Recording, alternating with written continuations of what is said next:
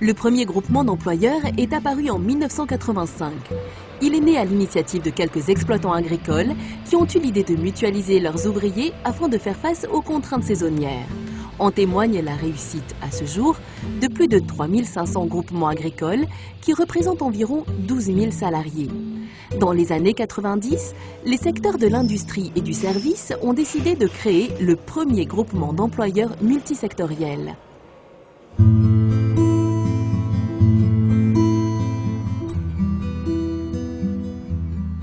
En France, nous avons dans les entreprises différentes formes d'emploi. Il y a bien sûr le contrat à durée indéterminée, qui est la forme d'emploi la plus classique, le contrat à durée indéterminée à temps complet, mais on a également d'autres formes d'emploi que sont le contrat à durée déterminée ou le contrat à temps partiel. Bien connu également, et puis on trouve celle de l'intérim, des sociétés de travail temporaire.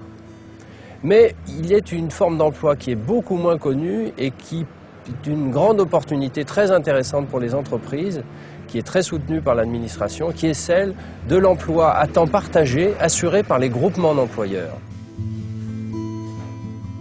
Le groupement d'employeurs regroupe des sociétés de taille et d'activité différentes et qui ont des besoins non permanents de personnel complémentaire. Notre but, c'est d'embaucher des salariés en CDI et de les mettre en temps partagé auprès de nos sociétés adhérentes. Les statuts de groupement d'employeurs sont sous forme d'association loi 1901, donc sans but lucratif.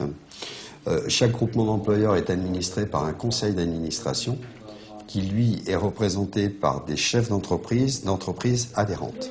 La typologie des adhérents d'un groupement d'employeurs est diverse et variée. On peut très bien travailler avec des petites PME, PMI, jusqu'aux grands groupes industriels. Tous les secteurs d'activité sont représentés, l'artisanat, services, commerce, industrie et même les collectivités territoriales. Les groupements d'employeurs, en règle générale, interviennent sur trois grands volets. Ça va être la saisonnalité, des entreprises qui ont 3-4 mois de saisonnalité dans l'année puisqu'ils ont un pic d'activité. Ces sociétés, en fait, vont utiliser le groupement d'employeurs. L'avantage qu'ils ont, c'est qu'ils auront des salariés formés et qui retrouveront d'année en année. Particulièrement attentif au développement des groupements d'employeurs. C'est une forme d'emploi qui réunit beaucoup d'avantages et qui recueille le soutien depuis de nombreuses années des pouvoirs publics, des gouvernements successifs. C'est une forme d'emploi qui permet de lutter contre la précarité et qui permet de partager l'emploi, notamment au niveau du tissu des petites entreprises. Donc les pouvoirs publics encouragent cette forme d'emploi tout en veillant à lui conserver le respect de la légalité sociale qui est nécessaire. Aujourd'hui, pour dire c'est un groupement d'employeurs qui marche bien, il faut qu'il y ait une entreprise satisfaite et un salarié qui se sente bien au sein du groupement. Je crois que c'est les deux atouts pour la réussite d'un groupement d'employeurs. C'est une formidable alternative emploi, flexible et solidaire, qui se développe de plus en plus en France.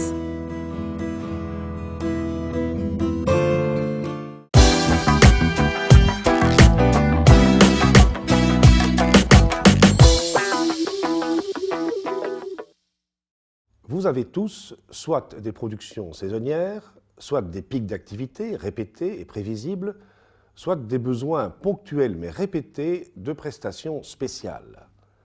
Vous passez un contrat de groupement sous seing privé et sans verser de capital. La solidarité financière est fractionnée selon les responsabilités de chacun. Le GE est l'employeur unique et recrute en additionnant les besoins. C'est la mutualisation. Vous me direz, le bonus, c'est pour le salarié, un seul CDI et à temps plein, les mêmes avantages que les salariés de chacune des entreprises où ils prestent, des formations possibles. Oui, mais vous aussi, vous êtes gagnant.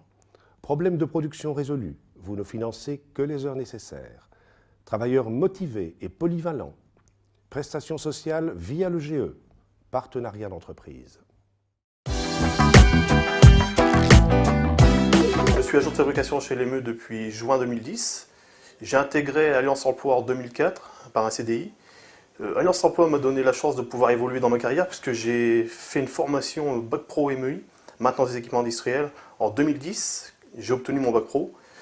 Alliance Emploi va peut-être m'accompagner aussi pour un BTS en cours du soir à partir de l'année prochaine.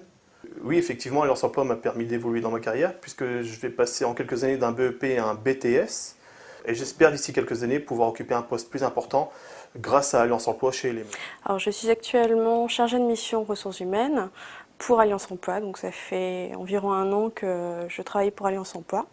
Je suis à temps partagé entre 2 entreprises de 2 secteurs différents. Ma mission est différente en fonction des entreprises dans lesquelles je travaille.